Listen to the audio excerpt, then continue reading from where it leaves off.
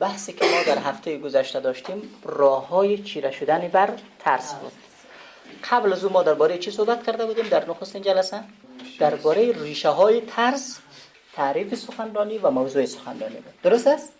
ریشه‌های ترس را به صورت گذرا ارزیابی کردیم و 3-4 مورد از راه‌های چیره شدن بر ترس را هم در هفته گذشته مرور کردیم. این هفته بعضی موارد دیگری که از هفته گذشته باقی مانده به اونا می‌پردازیم. خب برای اینکه یک بار دیگه هم تکرار شود، اولین راهی چیره شدن بر ترس چی بود؟ هفته گذشته خواندیم آگاهی درست درباره آیین سخنرانی. خود نبودن اطلاعات، جهالت درباره یک موضوع، نداشتن خبر درباره یک موضوع خودش برای آدم ترس آوره. بنابراین در قدم اولین چیزی که لازم است در قسمت سخنرانی اینه که ما باید فنون و تکنیک‌ها و مهارت‌های سخنرانی را بلد شویم. راه دوم چی بود؟ دستیابی به خودباوری و اعتماد به نفس. نکته سوم یا مورد سوم افزایش ارتباطات است. هر اندازه که ارتباطات شما زیاد میشه و هر اندازه که شما با جمعیت‌های مختلف با افراد مختلف در ارتباط هستین، به ما اندازه ترس و اضطرابتان کاهش پیدا میکنه. راه چهارمی که در هفته گذشته به او اشاره کردیم چی بود؟ شرکت در محافل. برین در محافل شرکت کنین. همین خود شرکت در محافل بسیاری چیزا رو به شما میآموزن. کم کم شما آمادگی پیدا میکنین برای اینکه کم کم نقش بگیرید در اون محافل. مثلا بگوین من یک شعر میخوانم، من یک جوک میگم، من یک مقاله گگ دارم. دفعه بعدی مقاله‌تان را، جوکتان را زیادتر میکنین، شعرتان را افزایش میدین. هی کم کم این زمینه را فراهم میکنه برای اینکه شما بگوین که من این بار میخوایم 2 دقیقه گپ بزنم و خوش آمد بگم به اینا. این گام به گام شما را به مراحل بعدی سوق میده و او چیه؟ و او یک شما در جلسات بعدی و بعدی ترش این 5 دقیقه را به 10 دقیقه، 10 دقیقه را به نیم ساعت را به 1 ساعت شما افزایش بدید. متوجه شدین؟ این خلاصه آنچه بود که ما در جلسه گذشته او را خواندیم که خانم یزدان پناه و آقای نجفی هم به او اشاره کرد.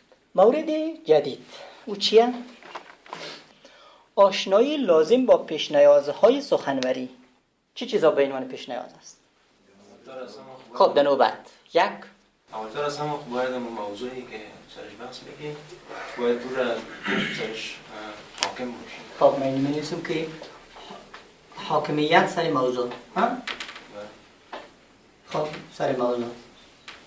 نکته دیگر جمع‌آوری اطلاعات.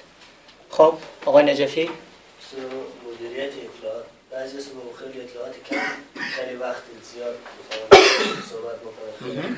استفاده بهینه از اطلاعات جمع‌آوری شده. درسته. مدیریت اطلاعات دیگه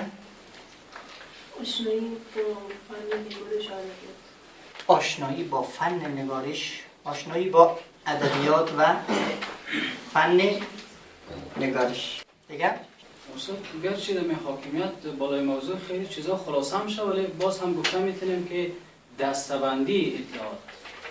خب جمع‌آوری اطلاعات، دسته‌بندی اطلاعات و مدیریت اطلاعات. درسته؟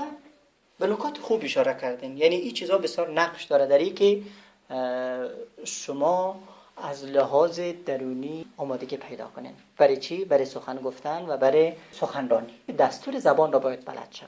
اگر کس نفهمه که جایگاه فعل در جمله چیه، جایگاه اسم در جمله چیه، جایگاه فاعل در جمله چیه، اولین چیزی که لازمه به عنوان پیش‌نیاز یادداشت کنین آشنایی با دستور زبان است. 2 املا.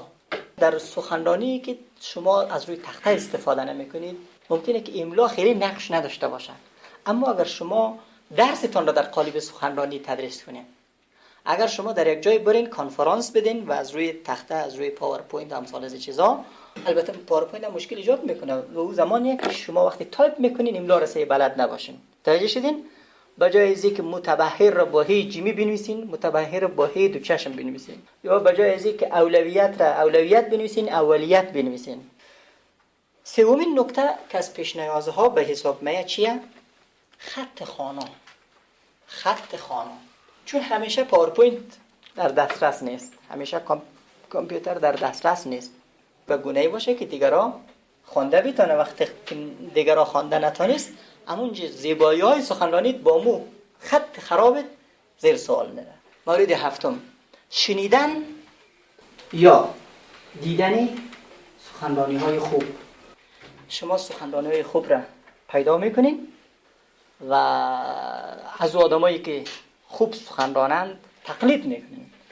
مثلا میگین این چه قسم آغاز کرد، چه قسم اوج گرفت، چه قسم فرود آمد، چه قسم چینیش کرد، چه قسم از حرکات بدنی استفاده کرد.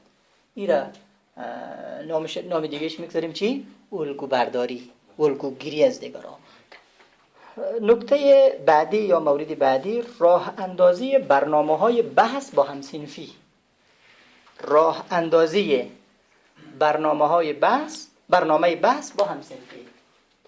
کوشش کنید که هر موضوع را که درس می‌خوانید با یک نفری که از لحاظ اخلاقی، از لحاظ علمی با شما نزدیکه، با همدیگر درس‌ها را چی کنین؟ با همدیگر مباحثه کنین که کم کم همین قوه بیانتون قوی‌تر شده بره. راه دیگر و مورد دیگر، سهمگیری فعال در صنف‌های درسی. در هر صنف که هستین فعال باشین.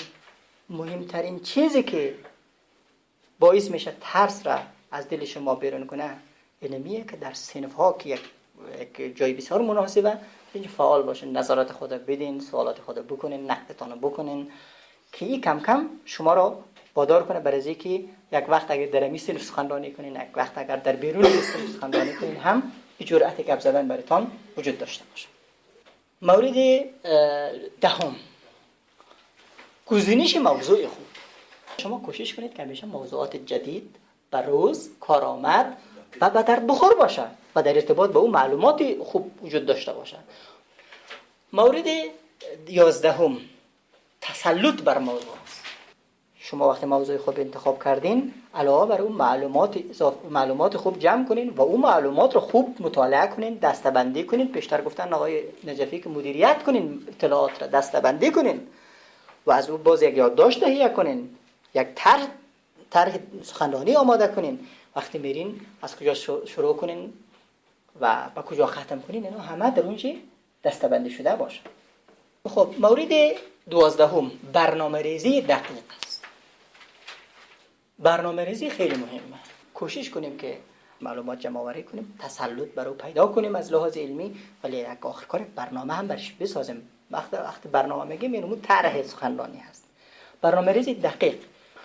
پس در هفته گذشته راه‌های غلبه بر ترس 4 موردش خواندیم.